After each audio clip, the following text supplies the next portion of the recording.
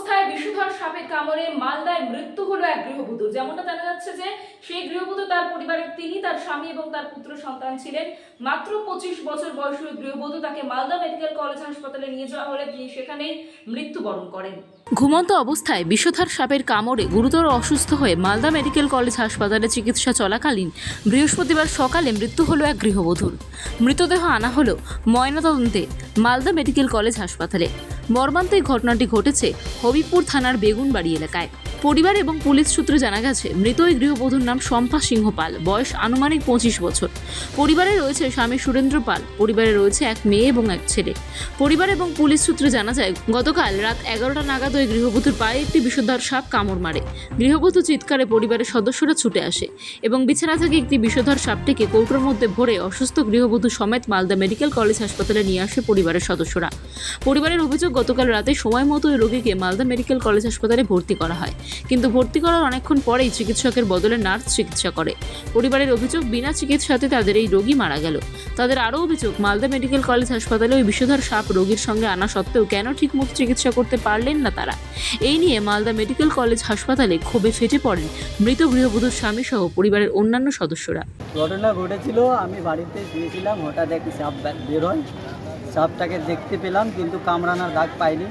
বুলবুলিতে আসলাম, বুলবুলিতে এসে আমি ডাক্তার দেখালাম, তো ডাক্তার দেখে বলছে হ্যাঁ কামড়েছে।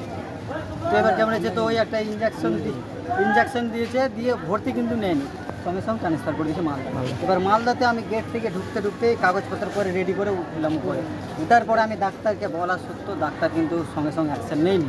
মিনিমাম 40 মিনিট পরে এসে তারপরে তাও আবার ডাক্তার নিজে আসেনি, নার্সকে দিয়ে সব কিছু করিয়েছে। এই ডাক্তার জন্যই গা ফেলাতে জন্য মারা গেল, নাহলে কিন্তু আজকে মারা যেত না। কি ডাক্তার কেন আসবে না? কিসের জন্য ডাক্তার হয়েছে? নার্সকে কেন পাঠাবে? এমার্জেন্সি রুগী, ডাক্তার আসবে। কতক্ষণ চিকিৎসা চলেছিল ওখানে? চিকিৎসা কতক্ষণ চলেনি, স্যালাইন দিয়ে দিল, দিয়ে চলে গেল। দুটো দু হাতে ইঞ্জেকশন দিল, আর স্যালাইনের ভিতরে কয়টা 8-10টা ইঞ্জেকশন দিল, দিয়ে টাঙিয়ে চলে গেল। দ্বিতীয়বার স্যালাইন শেষ হয়ে গেল, আমি বললাম যে দেখেন এরকম স্যালাইন শেষ হয়ে গেছে। বলছে বারবার দিতে পারবো না, সকালবেলা দিব। আপনারা তো সঙ্গে সাপও নিয়েছিলেন, দেখিয়েছিলেন?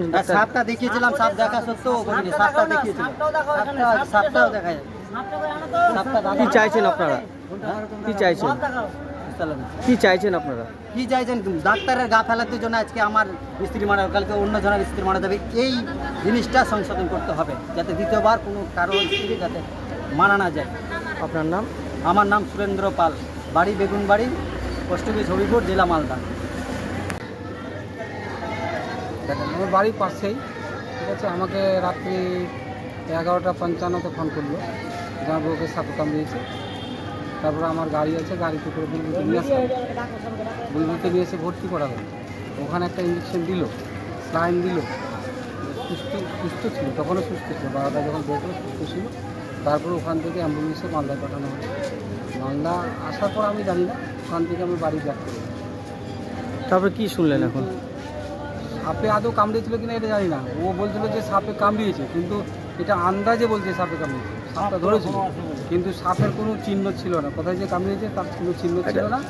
হ্যাঁ, উনি মারা গেছে, রং ট্রিটমেন্ট হয়েছে, মানে সদরে হোক আর বুলবুলি হসপিটালেই হোক, রং ট্রিটমেন্ট হয়েছে। মারা গেছে জন্যই মারা গেছে। না, হাতে তো সাপ নিয়েছিলেন, সকালবেলা একটা সাপ দেখলাম। সাপ নিয়ে এসেছিল, কিন্তু সাপটা বিছানায় ছিল বলেই নিয়ে এসেছিল, ধরেছিল, কিন্তু আদৌ কামড়িয়েছিল কিনা সেটা কিন্তু জানি না।